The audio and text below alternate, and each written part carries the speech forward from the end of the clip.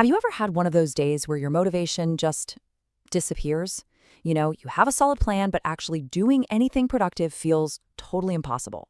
Well, today we're going to dig into the real science of why that happens. And I'll give you a hint, it's probably not for the reason you think. What's actually going on inside our brains when we feel this way? We've all been there, right? You can lose an entire hour just scrolling through your phone. Easy. But the second you turn to that one important thing that'll only take 5 minutes, it's like you hit a brick wall. Your brain just slams on the brakes. So what is happening here? And when that happens, what's the first word that pops into your head? For most of us, it's lazy.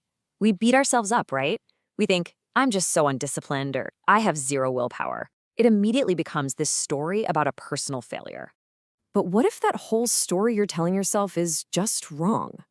What if your brain isn't being lazy at all? What if it's actually doing exactly what it's been designed to do? Here's the key. Your brain has been trained. This isn't about your character or your discipline. It's all about reward. Your brain has learned to chase certain things and to run away from others. And understanding that system, that's the secret to getting your motivation back on track.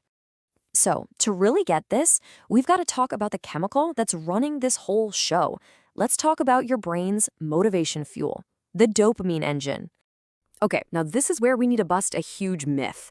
We always hear dopamine called the pleasure chemical, but that's not quite right. It's really the anticipation chemical. Your brain releases it when it thinks a reward is coming. It's the thing that drives you to go get the reward in the first place.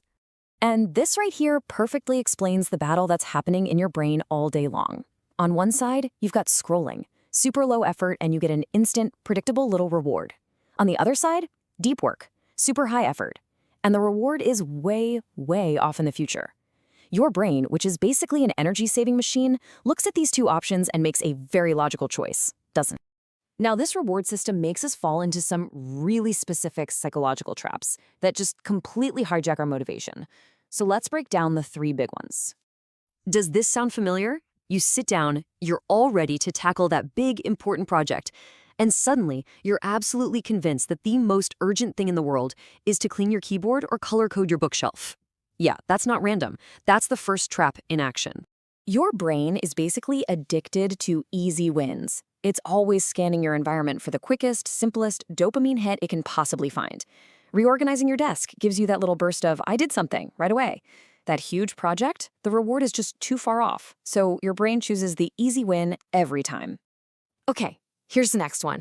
You get a fantastic idea. You're so excited. You're on fire. You tell your friends, you post about it, and then the next day, poof, the actual drive to do the work is just gone.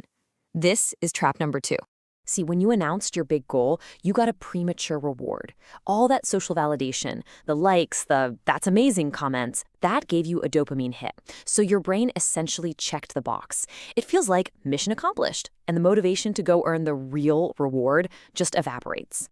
And this whole idea of pressure goes even deeper. When you sit down and tell yourself, okay, I have to be productive now, you're putting yourself under surveillance.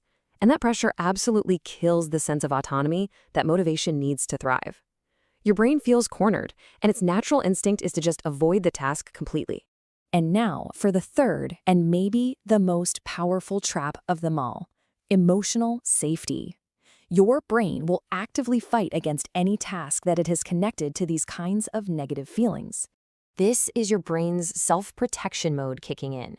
If trying something similar in the past led to you feeling burnt out or stupid or disappointed, your brain remembers that.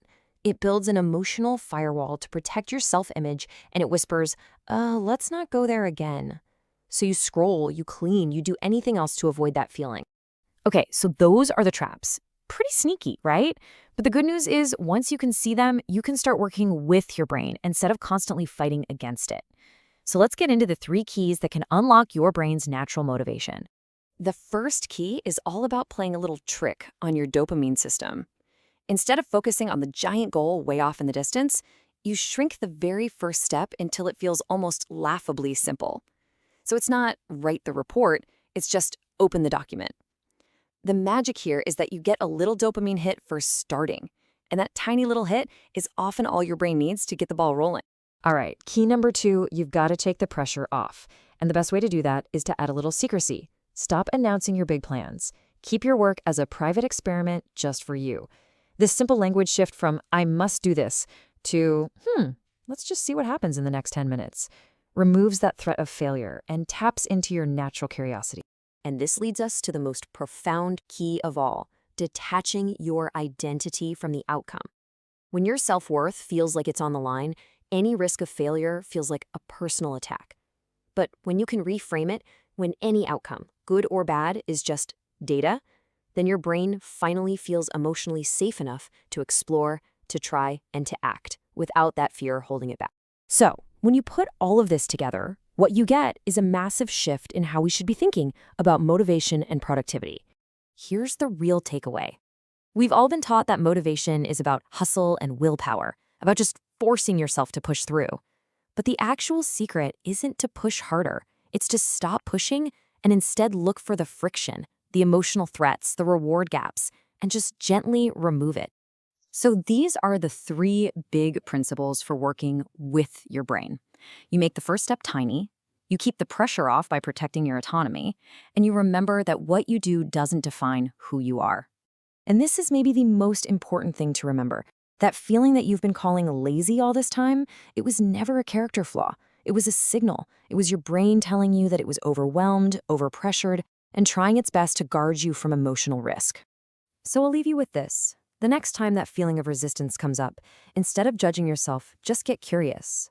Ask yourself, what friction is here? What is my brain trying to protect me from right now? The answer to that question might just be the key to everything.